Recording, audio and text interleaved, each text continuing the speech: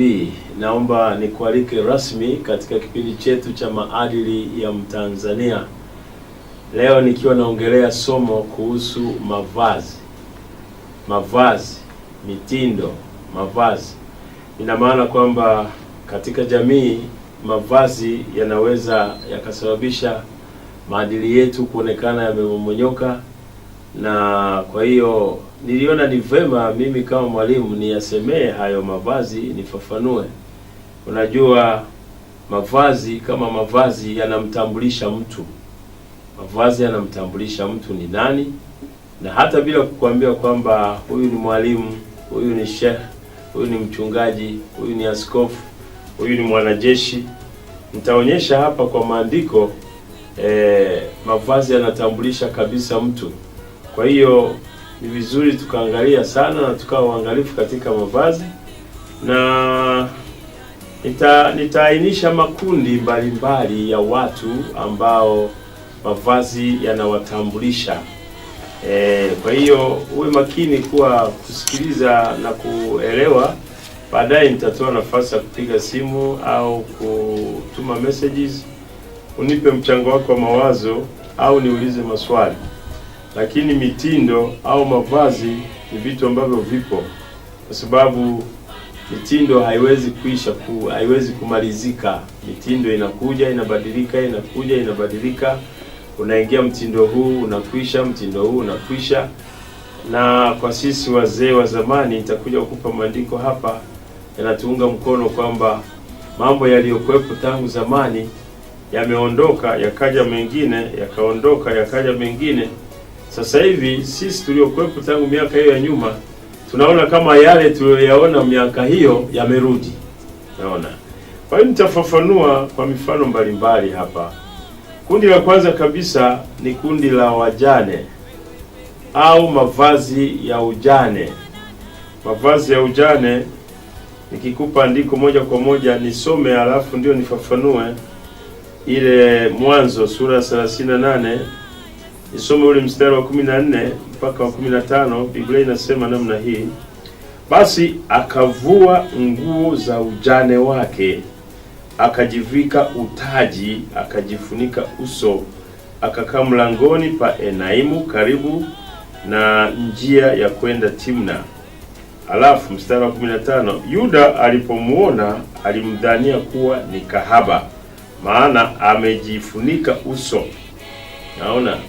Sasa ukisoma maandiko kama hayo inakuthibitishia kwamba yako mavazi ya ujane yanayomtambulisha mjane. Na huwa wanasema kwamba ukienda katika msiba, kwa mfano mtu amefiwa na mumewe, yani haikupi kazi kubwa kumtambua aliyefiwa. Watu wote wana huzuni, ni kweli, watu wote wanalia, ni sawa, lakini utaona mjane amevaa nguo rasmi ya kufiwa au ya ujane. Na watu wote wanaweza kavaa kama nguo yake rangi ile ile, lakini utaangalia kabisa mjane ana vitu vya ziada vya kumtambua kwa jinsi alivyo. Watu wanaweza kawepo, lakini huzuni yao unaona ni ya kawaida tu. Japo amevaa sare ya msiba, lakini unaweza ukashangaa uso wake unatabasamu. Huzuni alionayo ni ya kawaida. Na mahali pengine nimeona hata wewe unaniunga mkono kwenye misiba, uwezi ukakosa watu wanaocheza karata, uwezi ukakosa watu wanaocheza bao, uwezi ukakosa kundi la watu wanaongelea mambo ya mechi ya jana, au mambo ya World Cup inayokuja, kombe la dunia, au mambo ya siasa, au mambo ya hapa na pale, lakini wote wako msibani. Umeona? Ila sasa yuko aliyefiwa, utamuona mjane kabisa, ana siku kama 2 tangu amefiwa, hajala chakula kabisa, mpaka wanamfunga saa nyingine mkanda kabisa hivi, na wanambembeleza anashindwa. Msiba huu ni wa kwake. Kwa hiyo ni mjane. Au wengine, sisemi kwamba msiba uwahusu, lakini unawahusu kwa grade, kwa hatua tofauti. Ndio maana mtu unaweza ukakutana cheza bao na kuta watu wanaongea mambo yao. Wako msibani, lakini sasa huu msiba una mwenyewe, na mahali pengine Waswahili wanasema msiba una mwenyewe. Unaona? Kwa hiyo kisa hiki tulichokisoma hapa, huyu mama huyu Tamari huyu akajivua, tumesoma hivi, akavua mavazi ya ujane, akavaa utaji. Utaji kwa miaka hiyo ulikuwa unamtambulisha mtu kwamba yuko huru, ni free. Naona hana tatizo. Lakini mtu akishavaa nguo za ujane, basi hata ni mtu wa kuhurumiwa. Ni mtu wa kuhurumiwa, ni mtu anahitaji faraja. Umeona? Kwa hiyo hayo mambo yapo. Na kwa Tanzania unaweza ukaona pia mtu hata kama msiba umeisha, lakini anavaa nguo fulani, kama ni nyeusi au amenyoa nywele zote, hata alikuwa mrembo kabisa na nywele zake nzuri ndefu, lakini katika msiba huu amenyoa nywele zote, alafu amevaa nguo nyeusi kwa muda fulani kabisa, hata mwaka mzima, tunajua huyu ni mjane.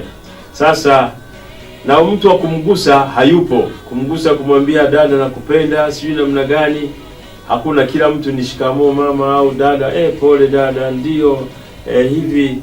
Lakini akijisahau huyu mjane, au akifanya kama huyu, akavua hiyo nguo nyeusi na akaenda saluni akavaa wigi na akaweka nguo yake fupi ya kawaida, sasa kila mtu ni kama vile anatangaza kwamba msiba umeisha. Kwa hiyo karibuni. Japo azungumzi, lakini kwa vitendo na kwa kuona alivyovaa, sasa huko ndiko nakoelekea mavazi ya kikahaba. Anawatangazia watu kwamba jamani, haya yametokea. Tulimpenda sana, lakini Mungu alimpenda zaidi. Bwana alitoa, Bwana ametoa, jina la Bwana libarikiwe. Kwa hiyo Bwana, hakuna lenye mwanzo linalokosa kuwa na mwisho. Kwa hiyo namshukuru Mungu aliyeleta kusahau. Kwa hiyo mimi saizi nimesahau. Sasa azungumzi, lakini ni maneno kama hayo yanatoka kwa mavazi. Mavazi yanazungumza kwamba sasa msiba umekwisha, karibuni. Amevua nguo ya ujane, amevaa utaji. Sasa wavai utaji sasa hivi, anapiga tu mini sketi yake, unaona, anapaka wanja wake mpaka sikioni, anapaka lipstick nyeusi au nyekundu, basi anaweka na poda nyingine hapa kwenye macho, ile ambayo ukiangalia kama mtu anakuita hivi kama nini, kumbe anapumua tu. Wanawekaga kina mama. Sasa mjana akishaanza vituko hivyo, maana yake anatangaza kwa mavazi yake kwamba karibuni jamani, hata mimi ni mwanadamu, sio malaika, nahitaji msaada wako. Hasemi, lakini ni karibu. Na ukijaribu wala hakuna shida. Sasa hayo mambo mimi kama mwalimu lazima nikufundishe kwamba mavazi yanazungumza. Mavazi yanazungumza. Na mjane huyu akivaa nguo za ujana akaingia hata kwenye disco, kila mtu atataharuki. Watu wote watasimama, watashangaa kuna nini, au kapotea njia. Naona. Basi hilo ulifahamu, ni kundi la kwanza kabisa hilo. Lakini kundi la pili ni kundi la kahaba, mavazi ya kikahaba. Mavazi ya kikahaba yapo. Mavazi ya kikahaba yapo. Nikisema hivyo unaweza ukanielewa. Hakuna mtu anayejitangaza kwamba jamani mimi ni kahaba. Nadhani mbona mnishughulikii? Mbona tunapitana hivi hivi jamani? Mimi sina tatizo, mimi niko huru. Karibu, welcome. Mimi ni kahaba. Sio lazima ajitambulishe. Akishavaa mavazi yanamtambulisha kwamba huyu ni kahaba. Nitakupa maandiko hapa. Mtu kama ameamua kuvaa kabisa, anaonyesha maumbile yake yote. Kwa mfano, unajua kina mama hapa watu wametajwa kahaba, lakini kuna makahaba wa kiume pia. Nitakuja nifafanue kidogo kwa mavazi tu. Sasa kama unajua Mungu alivyoumba kina mama, amewaumba kwa heshima kubwa sana.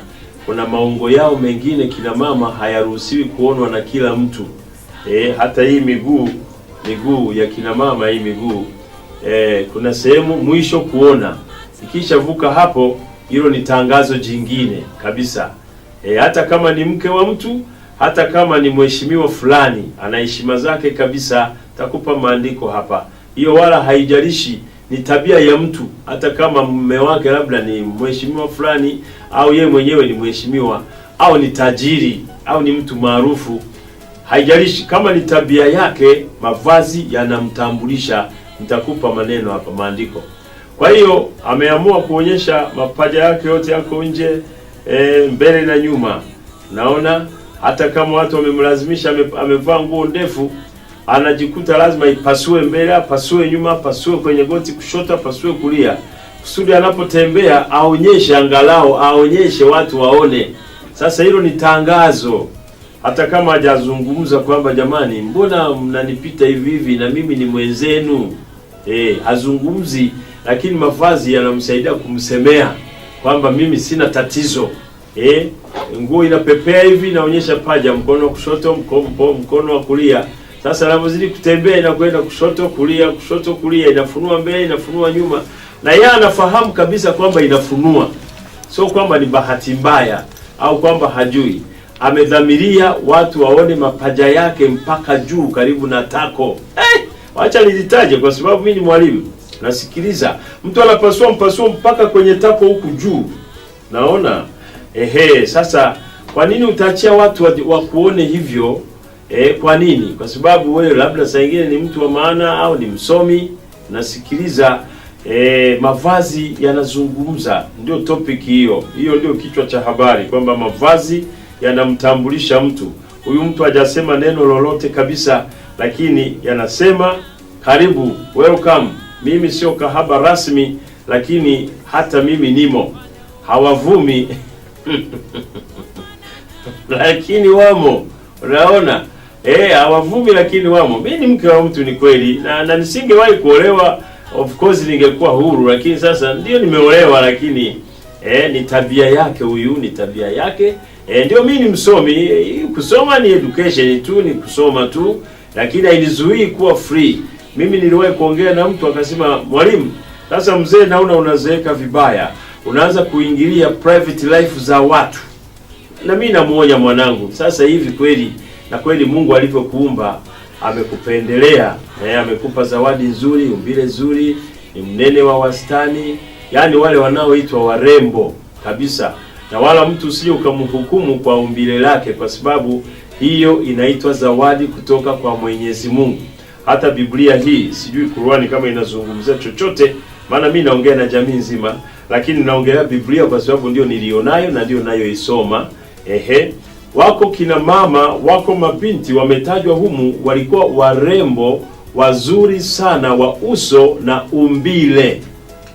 Naona uso na umbile, warembo wazuri wa uso na umbile wametajwa hapa. Kina Esther, ukitaka kuwataja kwa majina, wako wengi humu wametajwa kwa majina.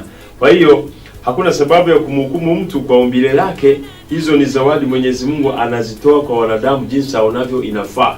Lakini ukijigundua kwamba Mungu amekupendelea akakupa umbile zuri, hajakupa umbile zuri kwa ajili ya kukuharibu au kuharibikiwa maisha yako au kwa ajili ya kuwatishia wenzako. Hapana. Sasa huyu dada nilipomsaidia, kwa kweli alinikomesha kabisa. Anasema, mzee, kama una kazi ya kufanya acha, kwa sababu una mambo mengi ya kufanya, sio lazima uzungumzie mavazi. Hata hivi ninavyozungumza kuna watu wananisagia meno, najua. Sasa wewe unayenichukia unaweza, lakini siwezi kuacha kusema kweli ya Mungu, kwa sababu Tanzania ni nchi ya maadili, Tanzania ni nchi ya heshima. Na kama ukitaka kuhakikisha ni yasemayo mambo haya ninayosema hapa, nenda hospitali yoyote, hawaruhusu mtu aliyevaa nguo fupi kupita gateini. Hata kama una chakula cha mgonjwa utarudi nyumbani.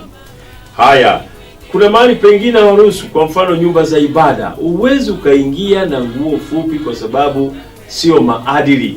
Sasa kama kuna viongozi wenzangu wa dini wanaruhusu nguo fupi kwenye nyumba za ibada, mimi nadhani na wakumbusha sasa kwamba tuungane pamoja kupiga vita vitendo hivyo, na Mheshimiwa Rais ameshatusaidia, ameshatamka. Hata TV nyingi zimeshafungwa zinazoruhusu kurusha watu wamevaa uchi, wanacheza, wanafanya hivi.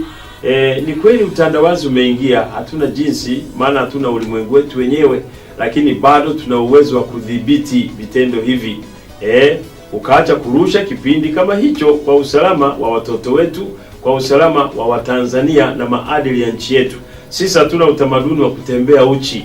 Nchi zingine zina utamaduni huo kabisa. Wacha nizitaje. Ukienda kama Brazil kwa mfano, Sio jambo la ajabu kukutana mtu amevaa chupi tu anapita mitaani, au anakwenda hata ibadani, wanakwenda ofisini, anakwenda hotelini. Nchi hizo mambo hayo ni kawaida kabisa. Sasa yanapokuja kuingia kwa vijana wetu na watoto wetu, hatuwezi kunyamaza. Hatuwezi kunyamaza kwa sababu sio utamaduni wetu. Utamaduni wetu sisi ni heshima, kuvaa nguo za kujisitiri. Nakumbuka hapo zamani, kwa kuwa sisi ndio wazee wa zamani. Zamani kulikuwa na nguo kabisa inaitwa nguo ya kitaifa.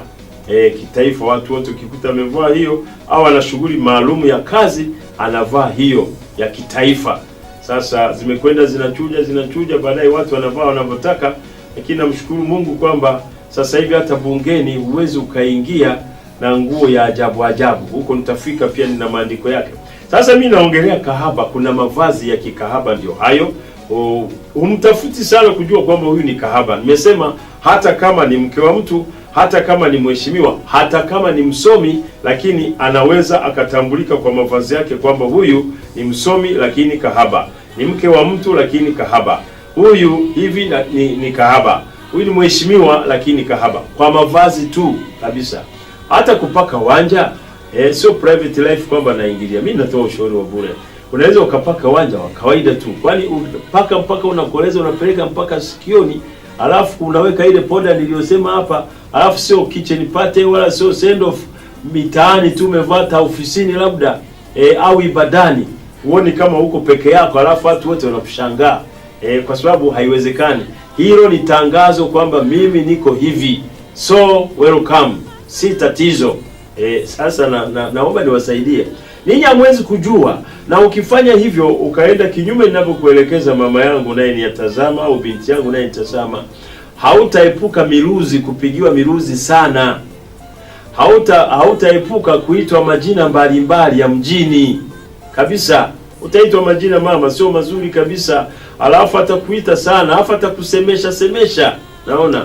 Sasa umevaa nguo fupi, kwa mfano umeingia kwenye haisi, umevaa hivi, umekaa hivi, nguo yote inarudi nyuma, unabaki mapaja yote nje. Au mtu amekupa lift. Bahati nzuri tu mtu amekupa lift, mtu mwema tu, ana nia nzuri wala hana nia kutafuta makahaba. Lakini umekaa hapo mbele, yeye amekaa hapa anaendesha gari, kukaa tu nguo yote inarudi huku, mapaja yote nje. Paka anakosea kuweka geo, unaona anafanya hivi. Au mnapata ajali, umesababisha. Sasa kuja kuchunguza ni mke wa mtu, kuja kuchunguza ni msomi fulani, kuja kuchunguza ni mheshimiwa fulani, kuja kuchunguza ni mke wa tajiri. Wacha nikusomee mke wa tajiri usikie hapo. Kahaba kabisa. Mithali sura ya 7. Mithali sura ya 7 mstari wa 6.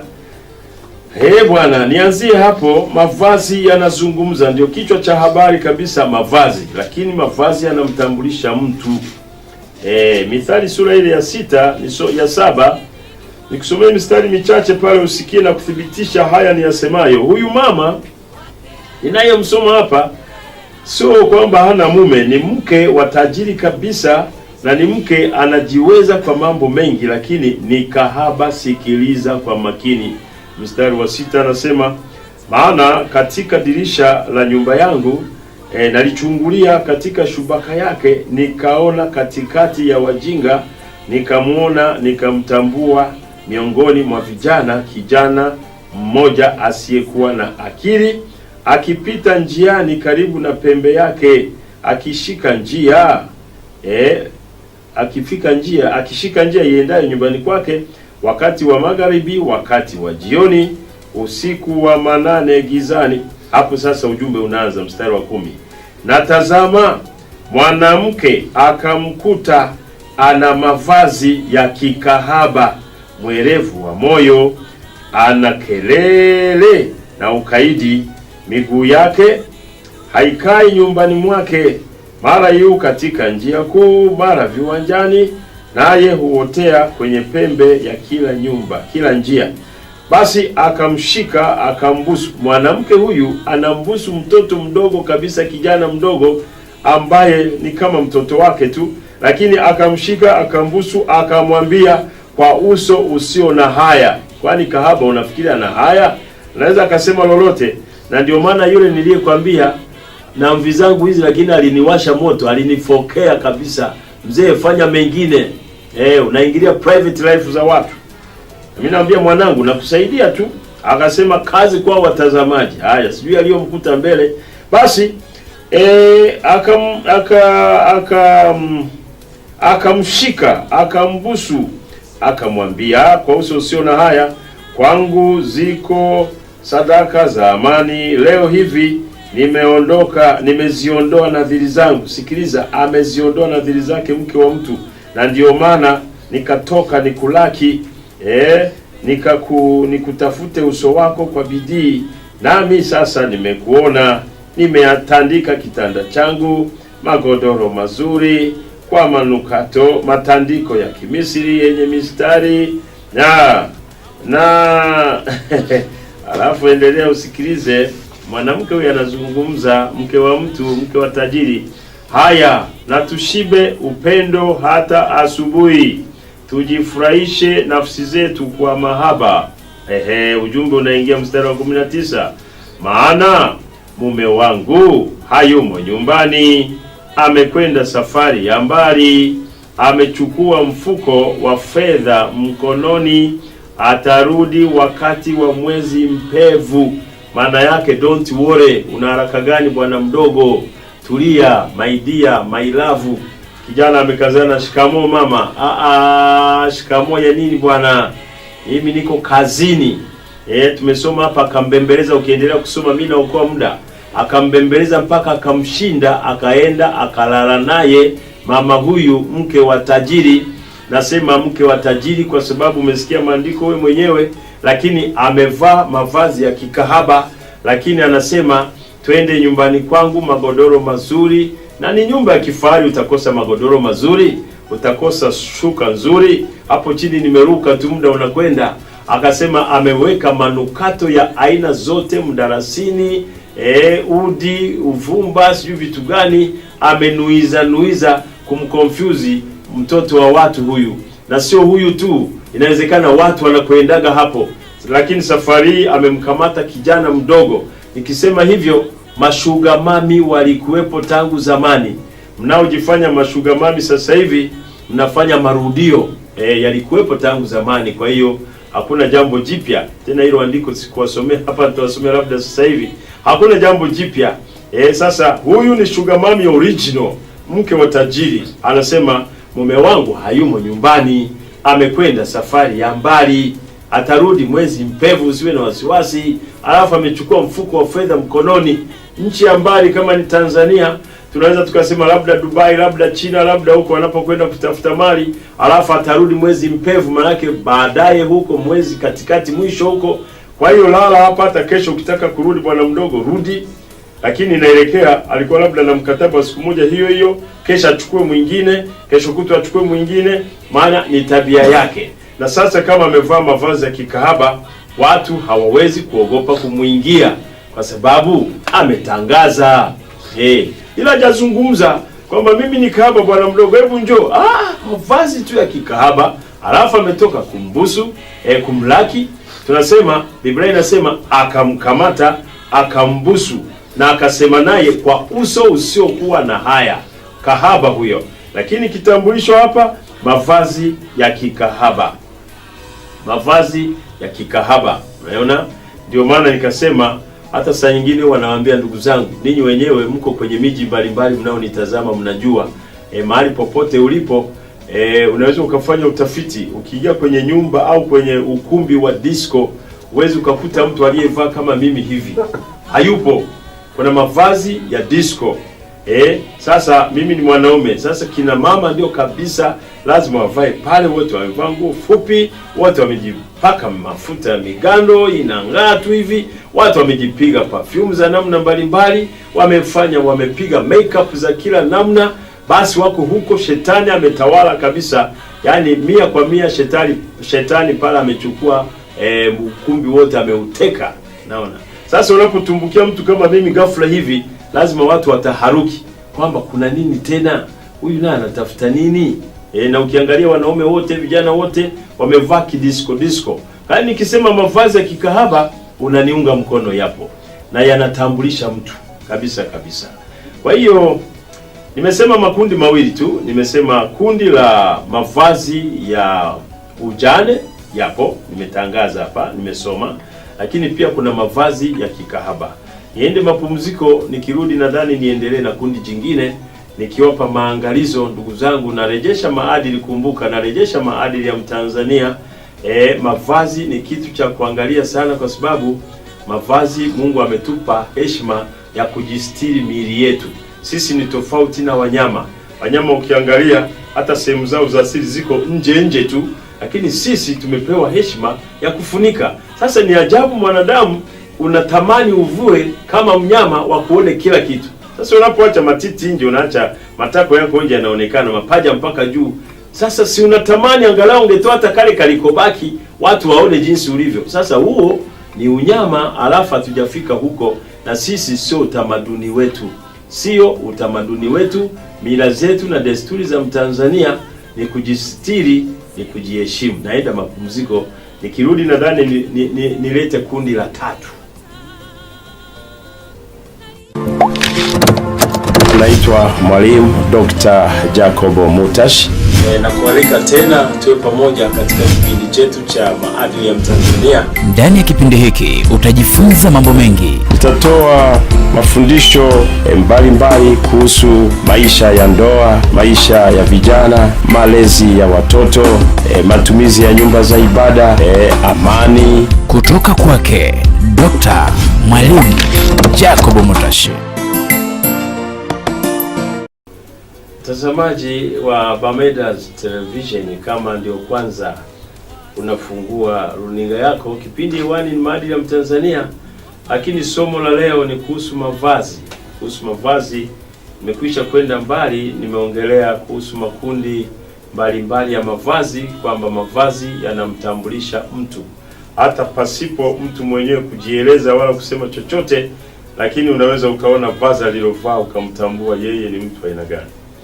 Kwa hiyo katika hilo natoa maangalizo kwamba tuangalie sana mambo ya mavazi na mitindo. Usije ukadhani kwamba ni jambo jipya. Mitindo ilikuwepo, na nimesema fashions hatuwezi kuzuia zisije nchini. Hatuna ulimwengu wetu wenyewe. Mitindo ipo, utandawazi umeingia, mitindo itazidi kuja. Wacha zije na ujue zinatoka katika nchi mbalimbali huko ambako wenzetu ni mila na desturi zao. Sasa zikisha kuja katika nchi yetu, kumbuka naongea na Watanzania zaidi sana. Sisi kama sio mila na desturi zetu, si tunaacha tu. Sio lazima kila mtindo unaokuja uchukue. Sikiliza andiko hapa, hakuna jambo jipya. Nimekwisha kusema sisi ambao tumetangulia kuwepo hapa, kwa ninyi vijana mnaotutazama, sisi wazee tumeona mengi. Hii mitindo mnayoona inawapelekesha ilikuwepo tangu zamani. Iliisha, ikaondoka, ikaja mingine, ikaondoka, ikaja mingine. Sasa ile ya mwanzo kabisa ile naona imerudi. Kwa mfano vijana sasa hivi, sasa nimeongea na kina mama sana, sasa niongea na wavulana au na wanaume. Unapokuta mtu amevaa mlegezo, usidhani kwamba hili ni jambo jipya. Ilikuwepo, nitakupa maandiko hapa.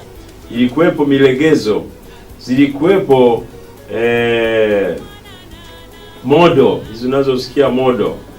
Lakini sasa modo za sasa naona zinaboreshwa kabisa. Wewe nguo ni mpya kabisa, lakini imechanwa kwenye goti, imechanachwanya sehemu fulani.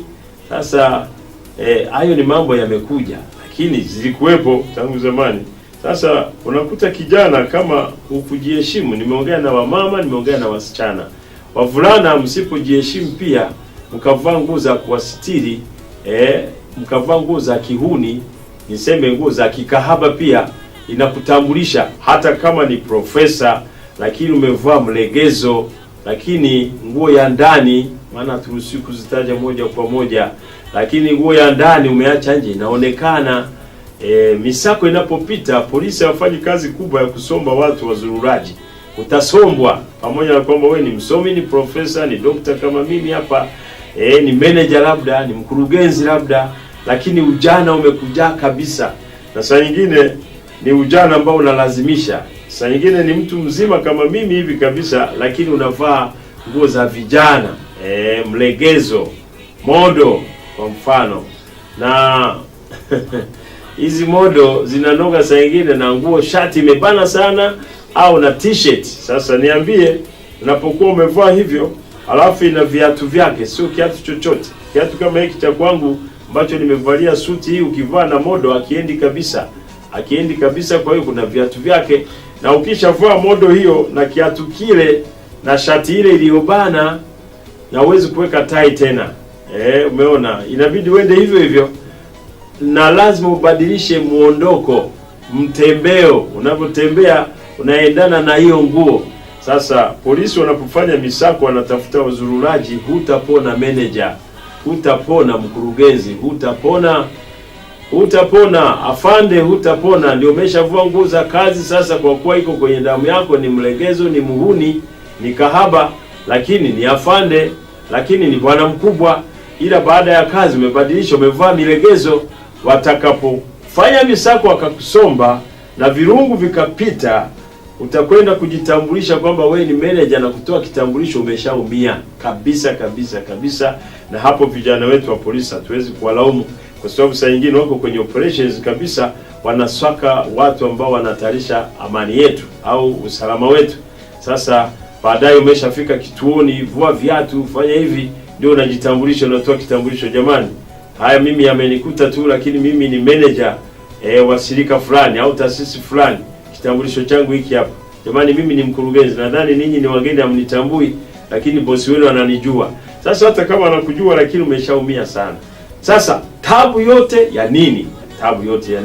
Na watu wote wanaokuona wajua huyu muhuni, huyu kahaba, lakini nguo zinakutambulisha. Sasa Mhubiri sura ya kwanza ule mstari wa 9 mpaka wa 10 utagundua kabisa haya ninayoyasema. Anasema yaliyokuwako ndiyo yatakayokuwako, na yaliyotendeka ndiyo yatakayotendeka, wala jambo jipya hakuna chini ya jua.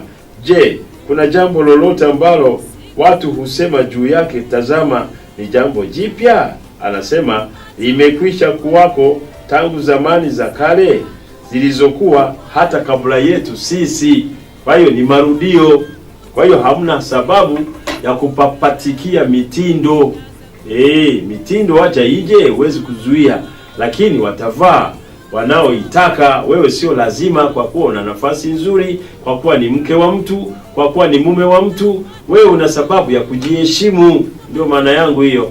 Hata saa nyingine kina mama niwasaidie, unapokuta suti moja nzuri sana ya sketi na koti lake zuri kabisa, lakini unajipima unakuta ni kafupi, labda kanaishia hapa juu ya goti, huku juu mapaja yako nje. Kumbuka hiyo ilikuwa ni size ya mtoto mdogo huko labda ilikotoka. Sasa wewe unalazimisha, na unalazimisha makusudi, sio bahati mbaya. Unataka watu waone mapaja yako mazuri, mapaja yako makubwa. Lakini mimi nakukumbusha, wewe ni mke wa mtu, kwani lazima ujifunue, uonyeshe. Hata kama sio mke wa mtu, ni binti unatarajia kuolewa.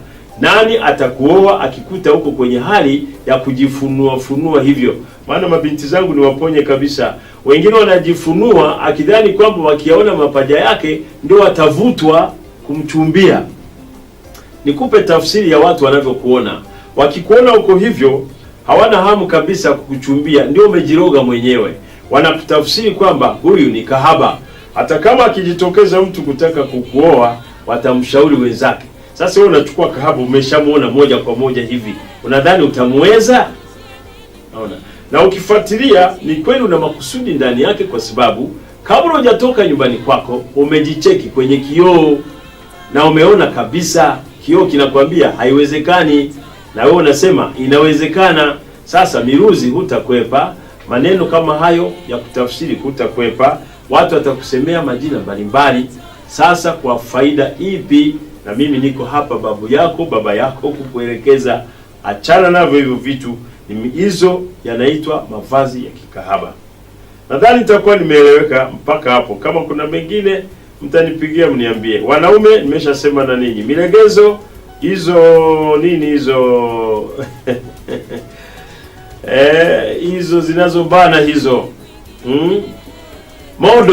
Modo hizo. Zamani zile zilikuwepo, zinaitwa chupa. Labda nikupe jina la zamani, maana mkuwepo wanangu. Zilikuwa zinaitwa chupa. Ili aivae, anaweza kavaa mwenyewe kwa kukaa chini, aweza kavaa amesimama, haiwezekani. Alafu kuvua lazima apate msaada wa mtu avute. Ninyi sasa hivi hamweki mtu wa kuvuta, mnaweka plastic, mnaweka karatasi ya nylon inasaidia kuteleza. Wao unafikiri si wajui? Na mimi nawaona kabisa wanangu mnavyohangaika, lakini mimi nasema unatafsiriwa vibaya, hata kama una cheo, hata kama ni manager, hata kama ni msomi, hata kama ni bwana fulani, hata kama ni mama fulani. Mimi nasema mavazi yanazungumza, mavazi yanakutafsiri. Nimejitahidi mpaka hapo. Aina ya tatu ya mavazi, kuna mavazi matakatifu. Yanaitwa mavazi matakatifu kwa ajili ya watumishi wa Mungu kama mimi hapa. Nadhani huoni kinyaa kuniona nilivyo hivi. Nadhani unajivunia. Mtu mwingine akasema najivunia ungekuwa baba yangu. Na mimi nasema mwanangu, nakubali kuwa baba yako. Lakini ndio hivyo, yani ni mheshimiwa, ni mchungaji, ni mtumishi wa Bwana. Tena nimeacha kuvaa kola. Ningevaa kola ndio ingependeza kabisa. Ukaona tuna mavazi yanatutambulisha. Uwezi ukakuta mchungaji au askofu amevaa na kola yake, au kama hivi nilivyovaa, niko najimwaga tu barabarani kwenye maeneo ya hatari, niko kwenye bar. Haiwezekani, kila mtu atashangaa. Kola imefikaje kwenye bar? Kola imeingiaje kwenye disco? Ndio utakuta kama kuna mtumishi wa Mungu kama mimi au kiongozi wa dini kama mimi mwenye tabia hizo, hawezi kwenda na hizo nguo kule. Utasikia anasema, jamani nipenda kakumi, ibadilishe nguo, msiniache nisubirini hapa hapa. Yani avae nguo za kuchafuka, avae nguo zinazotafsirika huko. Naona hizi zitamzuilia riziki za kila namna. Kwa hiyo sasa utakuta kwamba kuna nguo, mavazi matakatifu, na mavazi matakatifu yameitwa hivyo. Nitakusomea hapa, ni kwa ajili ya kazi maalumu ambayo Mungu ametupa watakatifu, watumishi wa Bwana, wapakwa mafuta wa Bwana, viongozi wa dini mnaonisikiliza. Hayo mavazi yana heshima zake. Hayo mavazi yanawatambulisha hata bila kusema. Ukitaka kuniamini, nenda hata airport tunaposafiri, ukivaa vazi lako kabisa rasmi la uaskofu, vazi lako rasmi la ushekh, ukifika VIP wanapisha wenyewe, wanafungua mlango. Karibu sheikh, karibu mheshimiwa, karibu baba askofu, karibu baba mufti, karibu baba sheikh. Unapita kabisa kwa heshima zako zote. Sasa niambie, umevua hizo ukavaa zingine za mjini, shehe, umevua kanzu yako nzuri na kofia yako nzuri, umevaa modo na t-shirt. Na nimesha kuambia ukivaa modo na t-shirt kuna kiatu chake, usije ukavaa kama cha mchungaji Jacob Mutashi Doctor hapa. Hiki akiendi na modo. Umeona?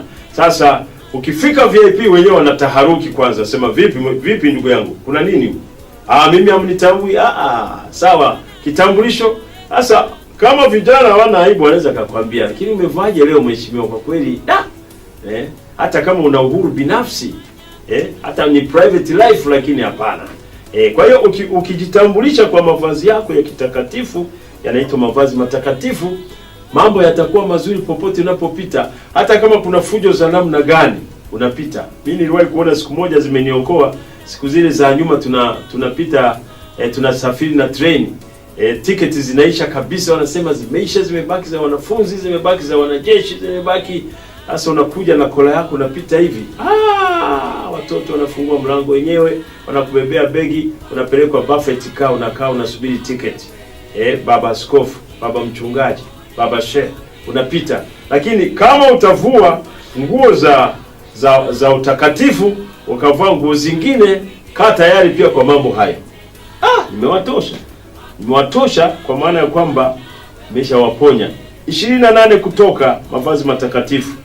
Kutoka sura ya 28 mstari wa 2 mpaka wa 4, Biblia inasema namna hii: nawe utamfanyia Haruni ndugu yako mavazi matakatifu kwa utukufu wa kazi na kwa uzuri, nawe utawaambia watu wote wenye moyo wa hekima, niliowajaza roho ya hekima, wamfanyie Haruni mavazi matakatifu, na kuendelea. Wewe upate nafasi usome hapo, alafu uruke usome hata mstari ni mpaka wa 4. Ukisoma mpaka pale, alafu 35 mstari wa 19, hiyo nayo ni isome moja kwa moja.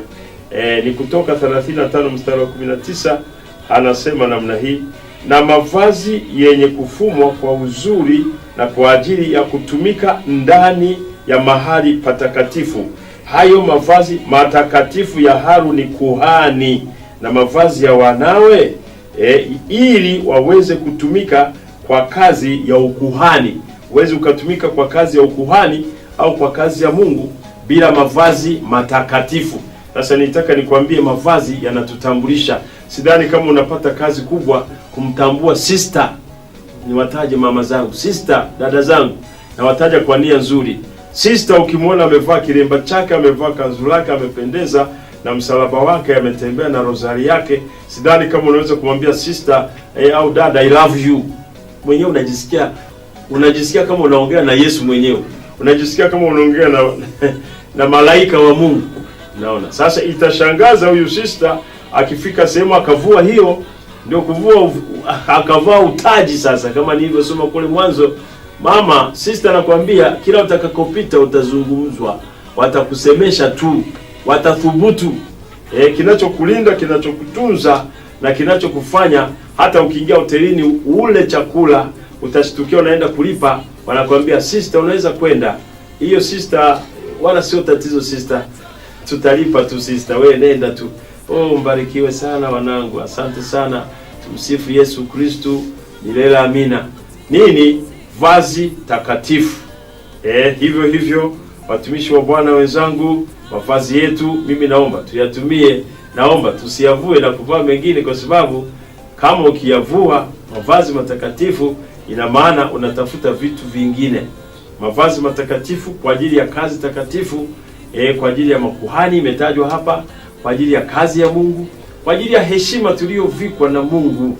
Kumbuka waitwao ni wengi, lakini wateule ni wachache, ni mimi pamoja na wewe.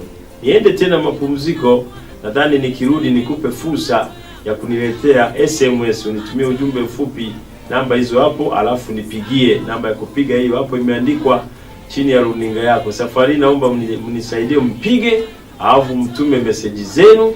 Najua mavazi yanamkera kila mtu. Mavazi kwa kweli kwa sasa hivi uharibifu uliotokea tunaoona mitaani, mambo yamekithiri kabisa. Sasa nipe mawazo yako kwa SMS, kwa kupiga simu, nitakushukuru sana. Naenda mapumziko, nikirudi nitaendelea hapo nilipoishia, alafu niruhusu mpige simu. Naitwa Mwalimu Dr. Jacob Mutashi. Na kualika tena tuwe pamoja katika kipindi chetu cha maadili ya Mtanzania. Ndani ya kipindi hiki utajifunza mambo mengi. Tutatoa mafundisho mbalimbali kuhusu maisha ya ndoa, maisha ya vijana, malezi ya watoto, matumizi ya nyumba za ibada, amani. Kutoka kwake Dr. Mwalimu Jacob Mutashi. Mtazamaji wa Bamedas TV, karibu tena, tuendelee katika awamu ya mwisho. Na kama ndio kwanza unafungua runinga yako, ni kipindi hewani ni maadili ya Mtanzania, lakini naongelea kuhusu mavazi, na nimetaja aina 3 za mavazi, kwamba mavazi yanamtambulisha mtu kabisa. Kuna mavazi ya ujane, kuna mavazi ya kikahaba, kuna mavazi ya utakatifu au mavazi matakatifu. Nimetaja hizo aina 3, na nikasema naenda mapumziko, nikirudi na kuruhusu upige simu nipe ushauri. Kumbuka aina ziko nyingi, hizo ni 3 tu. Nikija somo lijalo nitaendelea na zile zingine. Kwa sasa niishie pale, nikupe heshima, upige simu au utume ujumbe mfupi. Namba kupiga hiyo hapo 0739500222, na namba ya kutuma ujumbe mfupi ndio hiyo 0622500100 imeandikwa hapo. Kwa hiyo hebu jaribu kupiga, jaribu kutuma ujumbe. Hapa kuna ujumbe umeshaingia. Nasubiri upige. Huyu naye amepiga, nimsikilize kwanza huyu. Amekata mwenyewe. Amekata ndugu yangu, vipi? Hapa amepiga, ameleta ujumbe. Mtu anasema majina yangu kamili ni Eric, niko Mwanza Isamilo. Ukweli mtumishi, yaani kuhusu mavazi, ukweli wa Tanzania hasa kina mama zetu, haijalishi ana miaka mingapi, yaani inakera kanisani, wanakuwa wema tu humo, lakini mitaani ukweli inakera sana. Ni mimi Eric wa Isamilo. Umeona Eric, mpaka ndugu yangu nani mwenzetu, uko wapi? Karibu. Naitwa Emiliana Edward. Karibu sana mwanangu. Naitwa Siwe. Amina mwanangu. Ulikuwa macho kumbe, karibu. Nilikuwa macho. Tunahitaji ushauri wako Emi. Kwanza tulikumisi wiki iliyopita tukiona kipindi. Lakini nawapa namba zangu za simu, mkinimisa hapa mnanipigia, nawapa kipindi hewani. Nimefurahia kwa somo lako la leo la mavazi. Mavazi mwanangu, nisaidie maoni sasa. Maoni yangu ni kwamba sawa, mavazi lazima tuyazingatie, lakini sasa kuna sehemu zingine za kazi mtu itakulazimu uvae mavazi yale ambayo ya kiofisi, ambayo kwenye Biblia au kwa mtazamo wa mtu akikuona lazima kwa nini yeye amevaa hivi, lakini saa nyingine mtu anakuwa kiofisi na lazima apate taratibu za ofisi. Sasa hapo tunasaidiaje? Utoe mfano Emi, toa mfano. Kazi gani kwa mfano? Wewe usiniache hewani tu, kwa mfano. Kwa mfano mtu anafanya kazi hotelini.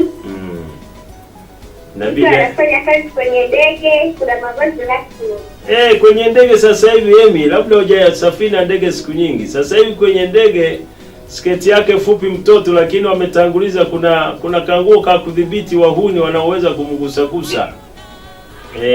Walijua wakiachia hivi itakuwa tabu. Sasa imebakia kwenye bar, kwenye hoteli. Na mimi nasema mwanangu, kama una kazi kama hiyo ambayo naona ni hatarishi, uwepo hapo kwa muda ukitafuta kazi nyingine. Ni ushauri wa bure. Unakuwepo hapo kwa muda, usiache kazi ghafla, usije ukaadhirika mjini, lakini endelea kutafuta kazi ambayo inakuheshimu, haikudhalilishi.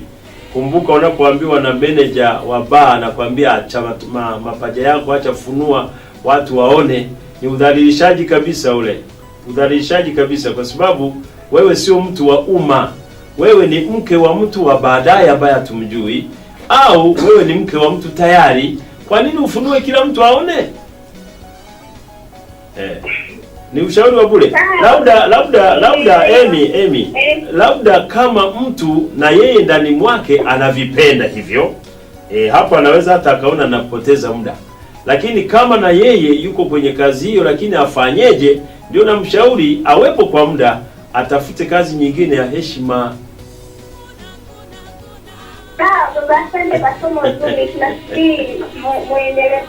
Asante, nitaendelea kweli, nitaendelea, bado mambo mengi ya kusema hapa kuwasaidia wanangu. Asante Emi, usiku mwema. Huyo ni Emi, mchango wake mzuri. Sasa sijui alikuwa anataka kunilengea watu gani, kuwatetea. Kama ni airport na kwenye ndege ni kweli, lakini wanangu wale sasa msaada umetoka, naona wanatangulizaga kanguo fulani hivi kanawalinda watoto wangu, kanawalinda. Walijua kuna wahuni pale wanaweza Haya, Bwana Yesu asifiwe. Dr. Mchungaji Mwalimu, kweli unachokifundisha ni sahihi. Swala la mavazi limekuwa kama janga la kitaifa. Yaani unakutana na mtu kavaa mavazi yamechanika mpaka maumbile yake ya mwili yanaonekana, kisa eti fashion. Huu ugonjwa unahitaji tiba. Mimi naitwa Karega Masudi. Mtafiti Karega Masudi. Pia nina swali, vazi la Kikristo je, lipo? Nimeshatangaza Karega, ulikuwa umelala nadhani. Na maandiko nimetoa Karega. Huyu hapa. Mekatika. Halo, nani mwenzetu, uko wapi baba?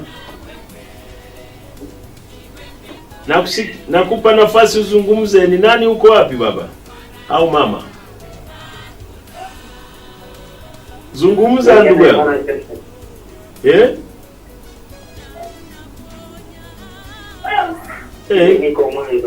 Zungumza basi, muda unakwenda baba. Niko Mwanza, niko mtumishi, nimefurahi hilo somo. Ndio. Mimi mwenyewe mwenyewe wanakiwa sana nao mama zetu hapa. Mama zetu bwana, pole sana. Mavazi hawajui ili vazi ni la wapi, ili vazi ni la wapi, au ni kuvaa, unavaa kisuruali unaingia kanisani. Na kanisani mwa kuna watu wanakuja ni wageni, wanakuja maana akifika kanisani anategemea apate afiki aone mtazamo mwingine wa tofauti na nje. Ya sasa unajua wito. Mimi nimefurahia sana hili somo. Nakushukuru sana. Ya Mungu aendelee kutumia kabisa. Leo ni ugonjwa ambao umekuwa ni sugu. Amina baba, nakushukuru sana. Tunachoomba tu kwa neema bwana. Asante sana. Viongozi wenzangu wa dini, basi tupambane na watu wa namna hiyo wanaoingia kwenye nyumba za ibada wamevaa ndivyo sivyo. Mimi nadhani tuchukue hatua zinazostahili. Tutapunguza tu, hatuwezi kumaliza lakini tutapunguza tatizo. Nilikuwa bado na Karega Masudi, namshukuru sana. Karega nakushukuru, umeniunga mkono kwa maandiko yale uliotoa hapo, lakini umesema swali vazi la Kikristo je lipo? Nasema lipo, ndio nimeongelea mavazi matakatifu. Mavazi matakatifu na somo lijalo Karega usiondoke, nitakuonyesha Biblia inatuhimiza kuvaa mavazi yanayotusitiri miili yetu. Wala hakuna vazi rasmi kwamba rangi ya njano, sijui rangi ya zambarau. Nguo inakusitiri mwili wako. Hiyo vaa ndio inafaa kwenye ibada. Kuna mtu mwingine hapa. Ndugu yangu, nani mwenzangu uko wapi? Hello. Baba, karibu nikusikilize, uko wapi?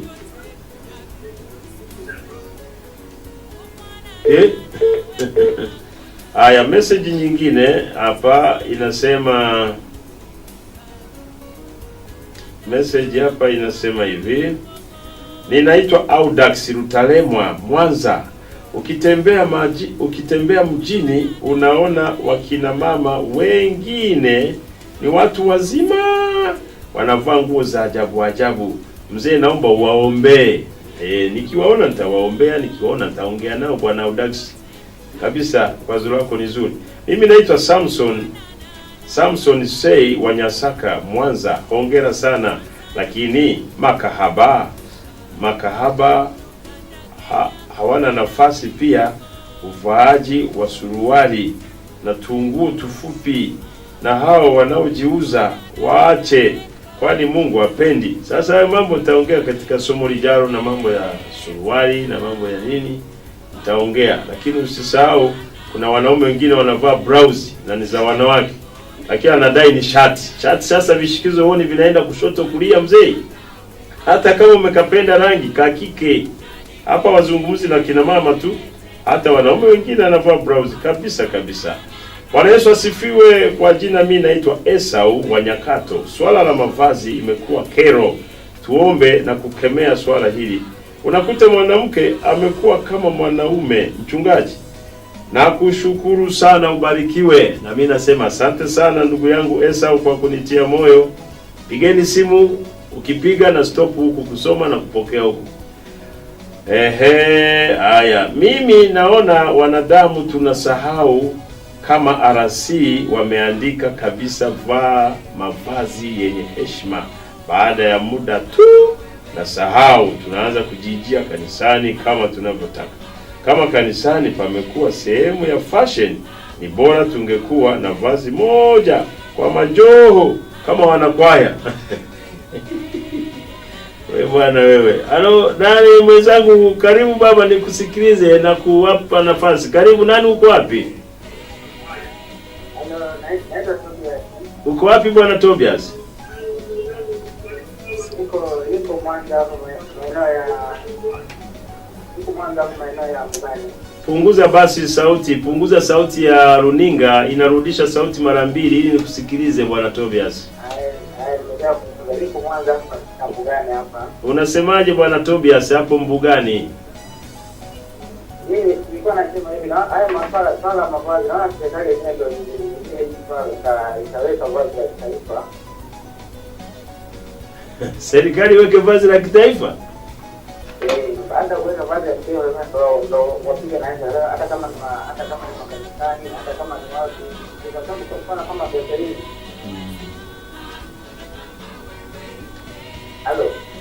mimi nakusikiliza, unapoteza muda alafu muda umeisha bwana Tobias. Wewe ongea watu wakusikie wapate ushauri wako. Kwa sababu kama sasa inachangia sana hata upungufu wa nguvu kwa wanaume, maana wanaanza vitu vya kawaida vinaendelea kuachia ngao za chini wazi na inakuwa ni tatizo sana. Ni kweli baba Tobias, na mimi naungana mkono na wewe, lakini sidhani kama inaweza kuwepo tena vazi la kitaifa watu wote wavaa hilo maofisini, kanisani, misikitini. Hii haitatokea. Mimi nadhani la msingi hapa Tobias, watu wavae nguo za kuwasitiri miili yao tu. Kitambaa chochote, rangi yoyote, lakini unamwambia fundi akusitiri mwili wako baada ya kuacha maungo nje. Sawa. Tobias baba, nakushukuru Tobias bwana.